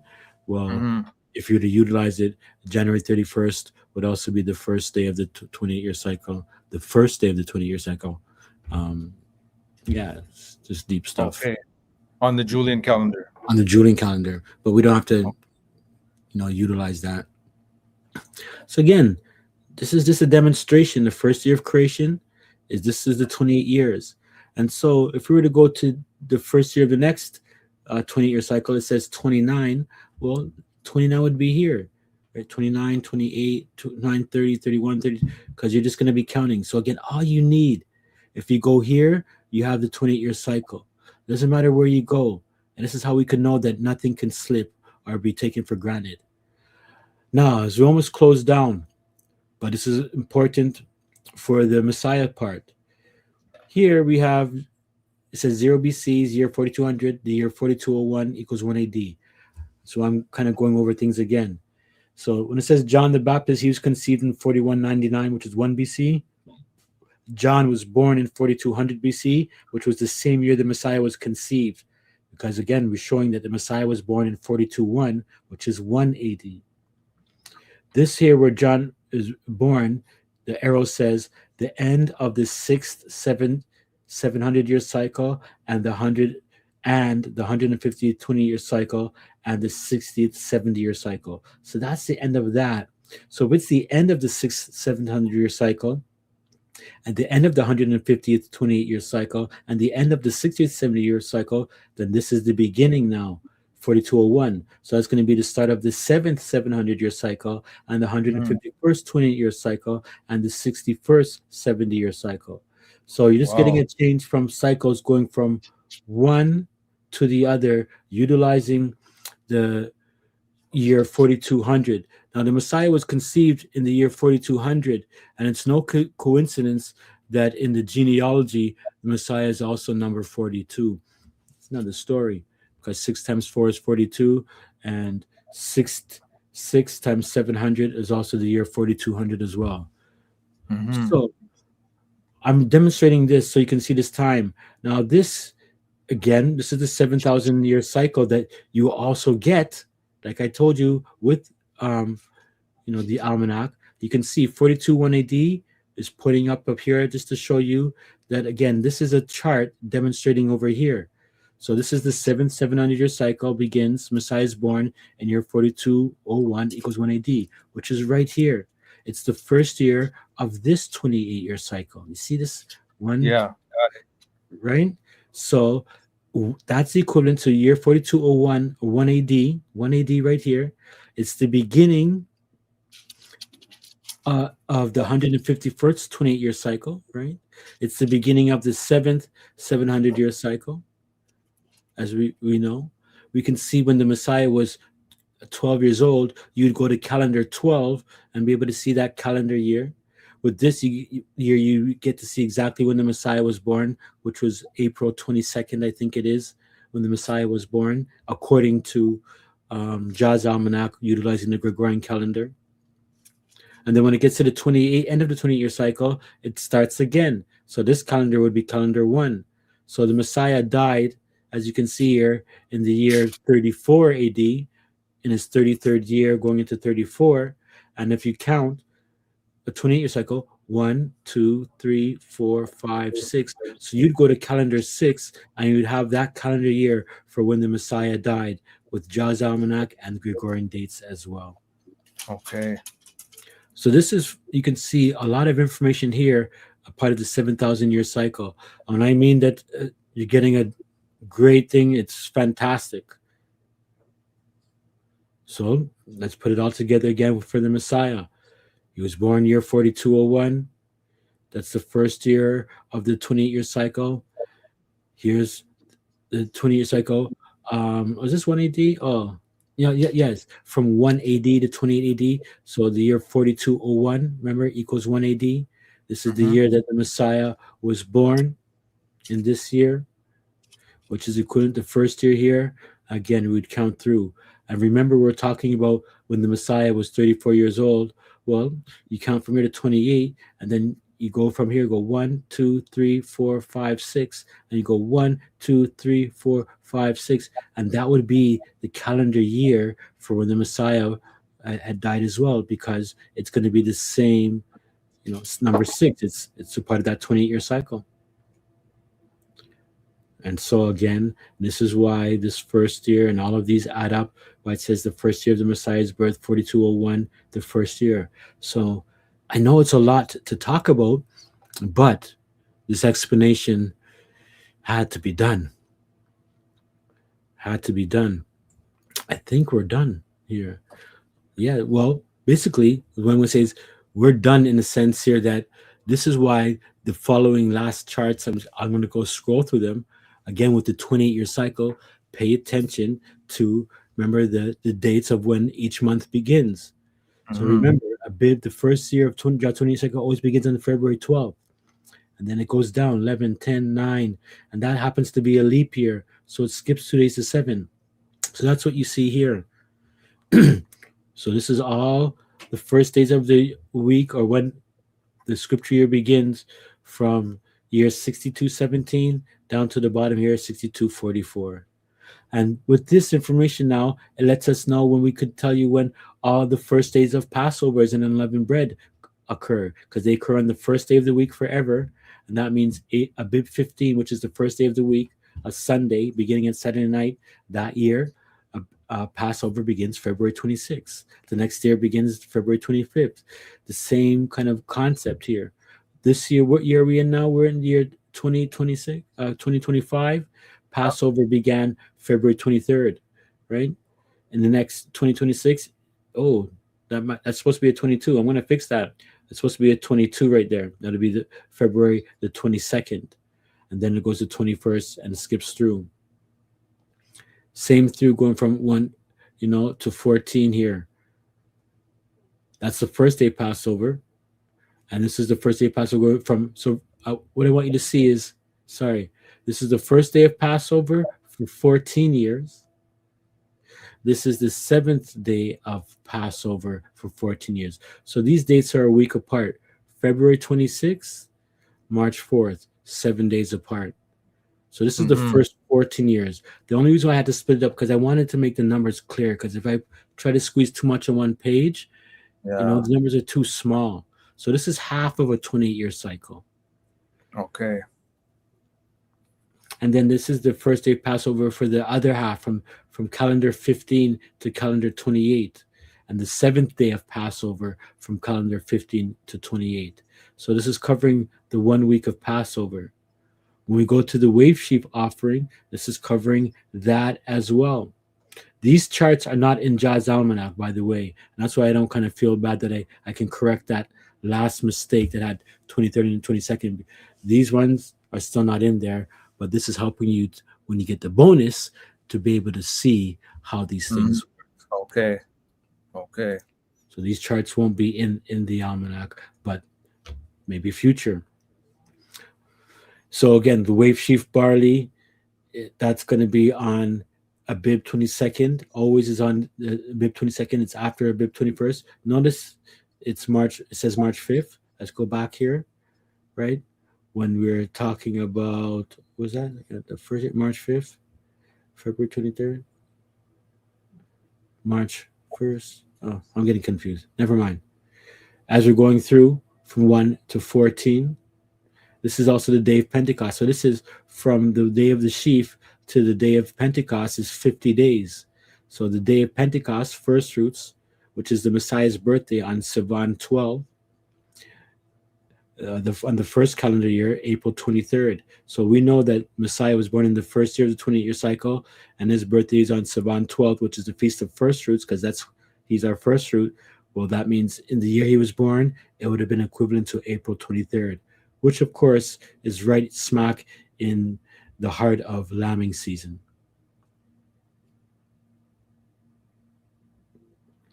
So again, this is from 1 to 14. Now we're going to go from 15 to 28. Again, it's just showing you how the calendar dates move. You understand? But Jazz Saban 12 stays the same. You understand? Abib 22nd, March.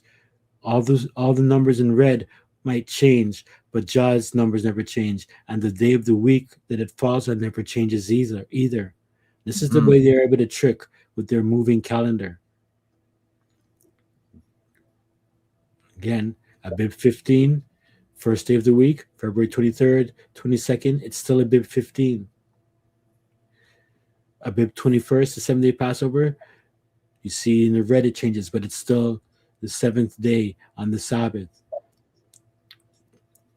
And then if we go to the Day of Trumpets, in the first year, it's August 12th, right? Because remember, it was February 12th, March 12th, because the first year is always going to be the 12th, right? Right. So you got August 12th here. Going through, here we are on year 6225, it was August 9th. For 6226, it would be August 8th.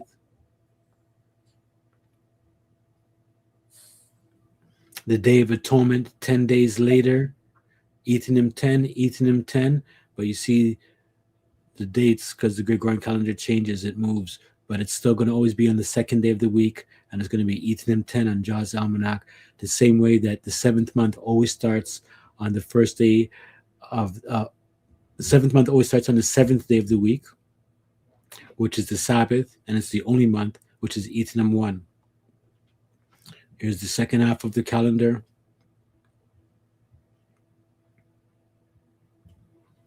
The first day of Tabernacles, the same thing. You get the idea. First day, Ethanim 16, beginning at the evening of the 15th. Ethanim 23rd is the 8th day of Tabernacles all the time. It stays the same in black. The Gregorian numbers change. The second half of the 20-year cycle. And you know what? That's it. Okay. You just got a good schooling on understanding the bonus, which is going to come with 28 of these full-fledged, and I'll show you a picture of one, and this as well, with Jah's Almanac. And all you got to do, again, just hit me up and let me know. And that's it. I hope you got some information. Amen. Jah's Almanac. It's great information packed in those two bonus documents that brothers and sisters will be getting. And here's how they look in terms of, I want to see how each page is. It's a normal page as you print it out. You can't be able to see good now, but it's a printout. Again, you see what's up to the right, up at the left. You get the full, season, spring, summer, autumn, winter, Gregorian dates. This says the first year.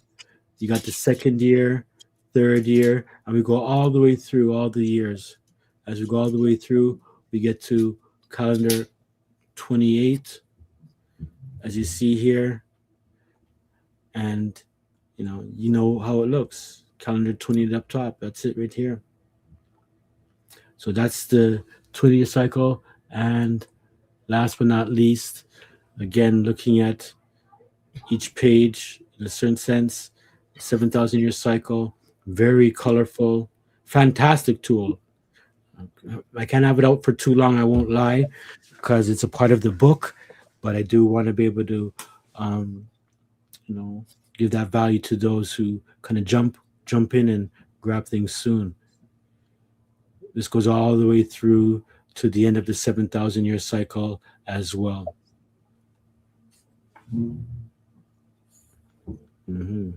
Which is down here. the end of the 1,700 year cycle, the end of the 258 20-year cycle, the end of the 10,700 year cycle, the end of the 142nd Jubilee, the end of 7,100 year cycles, the first 7,000 year cycle of Jah ends. So this is what you have. And it goes through all time. And remember, let's say if I say stop, let's say stop here. I can stop here. And in this page, we can see, hey, the Geneva Bible came out in the year, this is the year 5760 or 1560 to let you know where you are. But also we could say, hey, what year was that in the Jubilee, in the 28-year cycle? You'd have to count. So we go 7, 14, 15, 16, 17, 18, 19, 20. So if we go to now calendar 20, right? So we have that. Let's go to calendar 20 for last demonstration. Where are we up here? Calendar 28. Let's bring it up a bit. Go to calendar 20.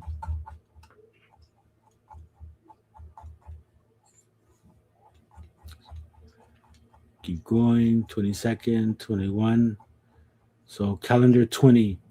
So that would be the calendar year for this, right? This is when the Gregorian calendar came into play. This is how we know it came into in the 14th year of Jah's 28-year cycle, right in the middle, because that's when they do things, and that's when they introduced it.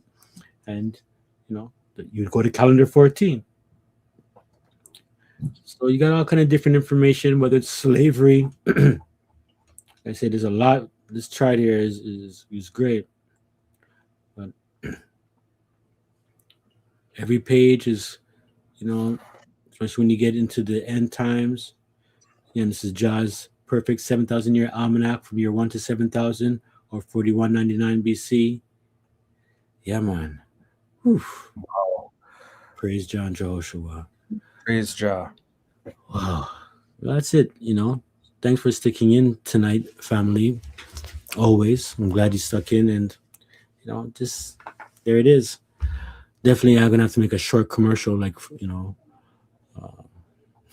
really short. But otherwise, that. All right.